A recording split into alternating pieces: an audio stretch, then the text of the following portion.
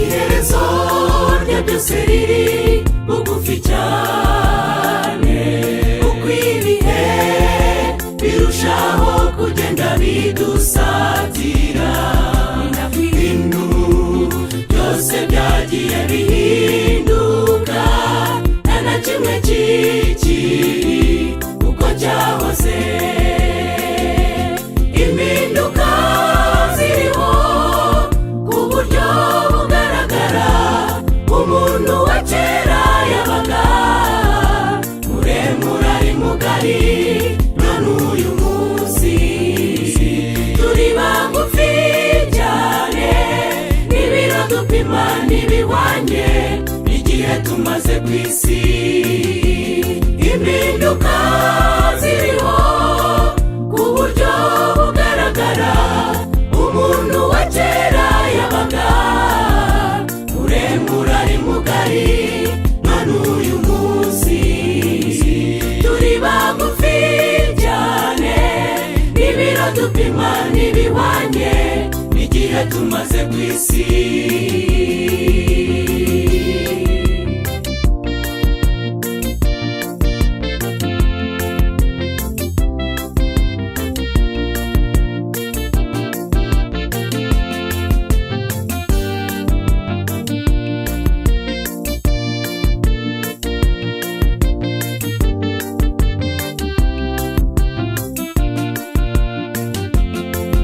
Harabatanga impamvu nyinshi kandi zinyuranye, bamwe bati isi irashaje, abandi niko byahoze. Nyamara nshuti, turebesheje amaso y'umwuka, twasanga iyi si ishaje, tugiye kurira Imana. Nta rwitwazo na rumwe watanga ngo bumvikane guhinduka kw'ibihe cyangwa kw'abantu bwacu, sibyo byatuma tudakorera Imana. Hindukira, korera Imana yawe ugifite igihe nshuti. Nta rwitwazo na rumwe watanga ngo rwumvikane guhinduka kw'ibihe cyangwa kw'abantu bwacu, sibyo byatuma tudakorera Imana.